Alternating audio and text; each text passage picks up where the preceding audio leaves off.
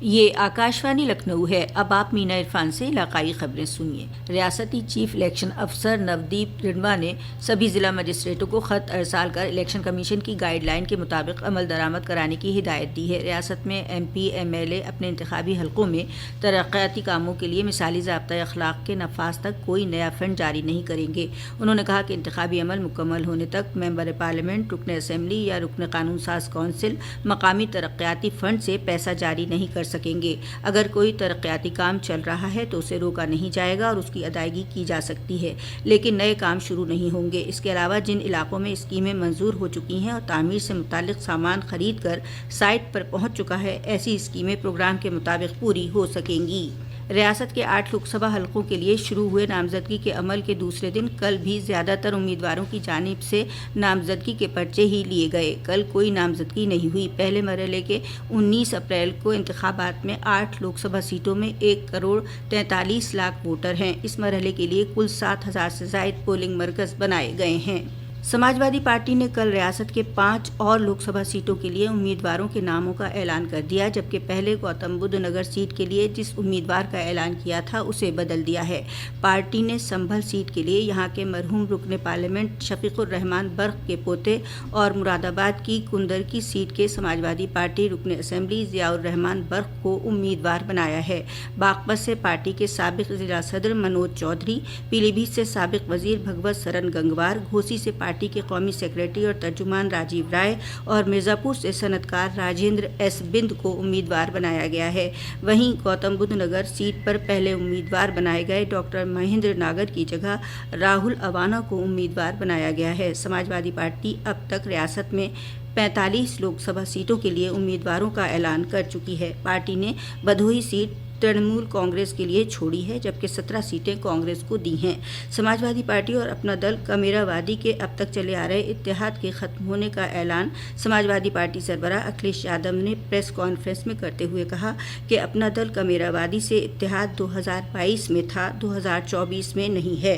ادھر اپنا دل کمیرا وادی کی لیڈر اور رکن اسمبلی پلوی پٹیل نے ریاست کی پھول پور، کوشامبی اور مرزا پور لوک سبھا سیٹ پر انتخاب لڑنے کا اعلان کر دیا ہے۔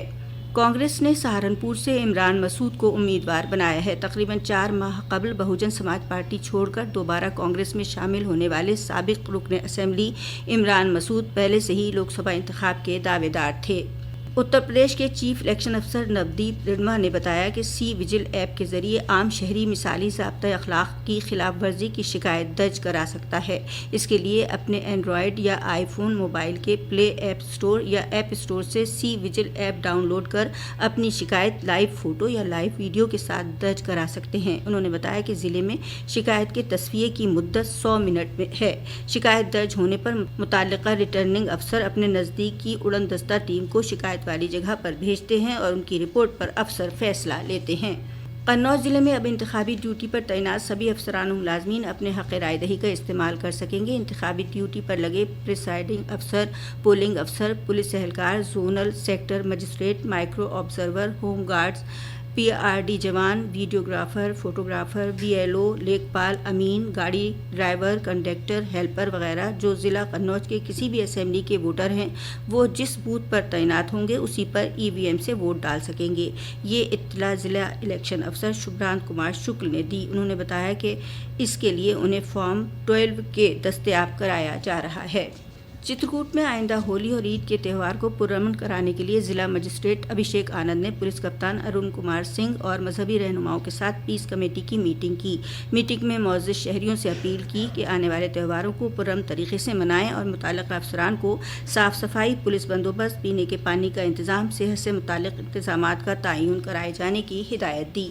وارانسی میں گنگا کو شفاف بنانے کا عہد کرتے ہوئے عالمی آبی یوم کے موقع پر آج نمو گھاٹ پر ہاتھ سے ہاتھ جڑے انسانی زنجیر بنائی گئی۔